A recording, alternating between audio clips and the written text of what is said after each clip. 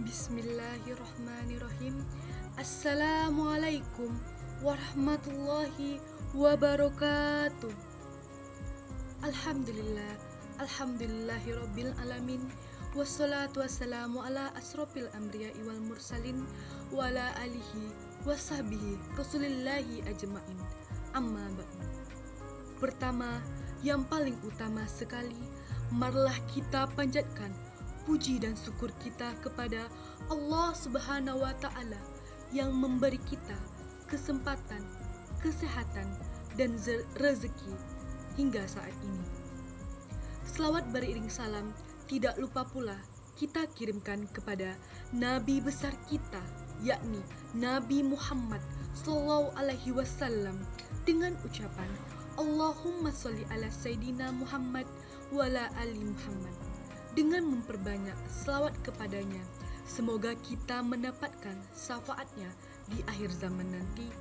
Amin, amin, ya rabbal alamin. Dalam kesempatan ini, saya akan menyampaikan sebuah pidato yang berjudul Indahnya Hidup dengan 3 hal. Halal memperoleh, halal mengkonsumsi, dan halal memanfaatkan.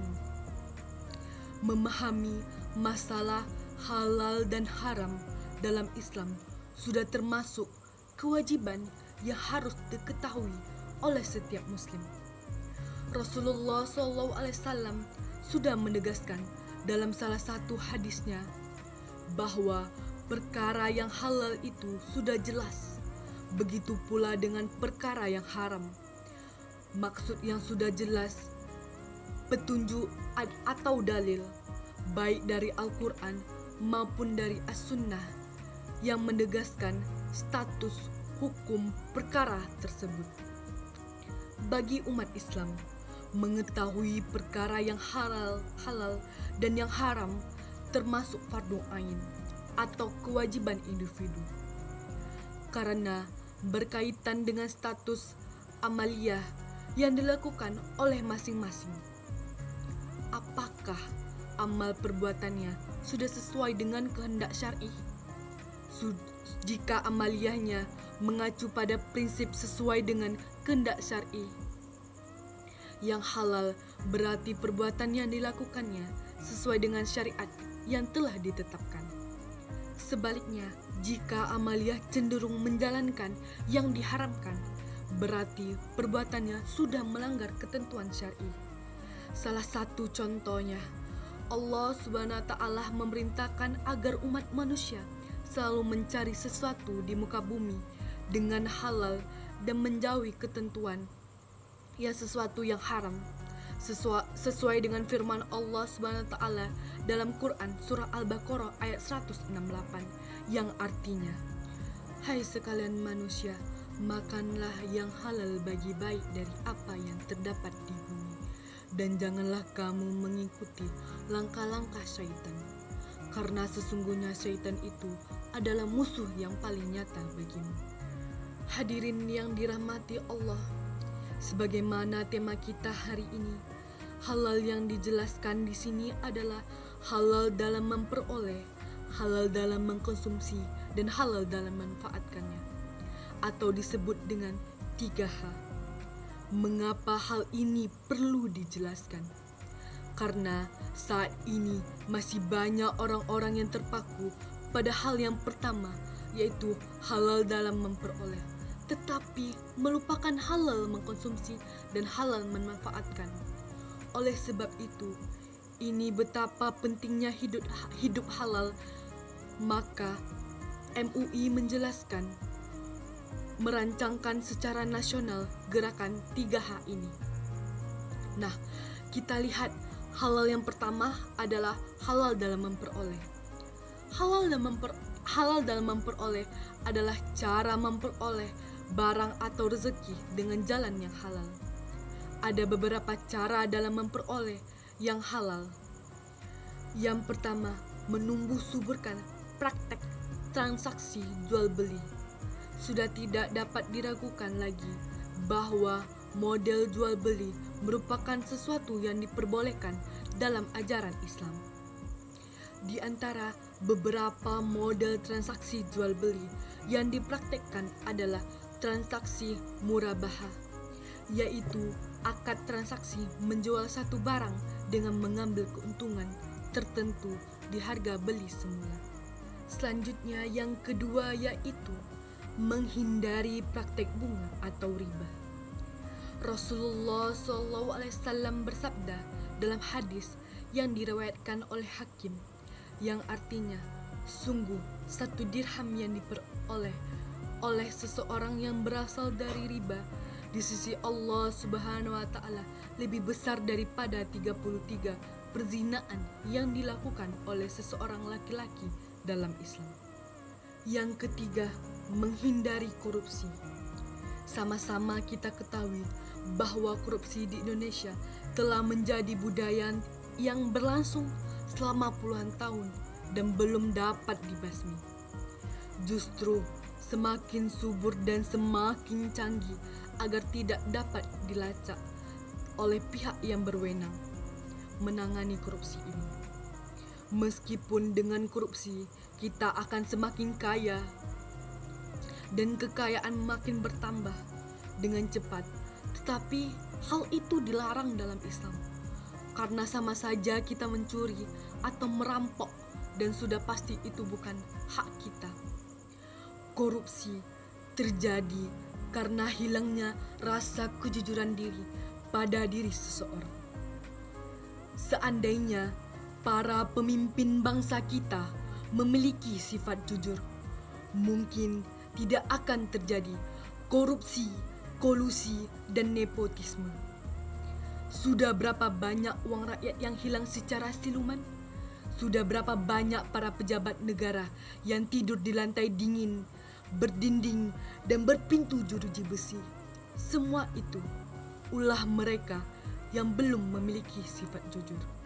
Bagaimana negara kita dapat maju seandainya para pemimpin bangsa kita masih melakukan korupsi?